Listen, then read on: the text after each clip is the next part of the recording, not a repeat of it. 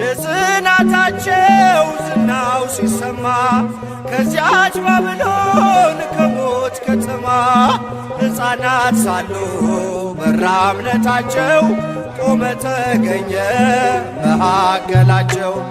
ገብርኤል ኃያል መልአከ ሰላም መልአከ ብስራት የምታወጣም የእግዚአብሔርን ሕዝብ ከሚነድ እሳት ፍቅር ተስሏል በልባችን ፊት ቆመናል ባርከን ብለን።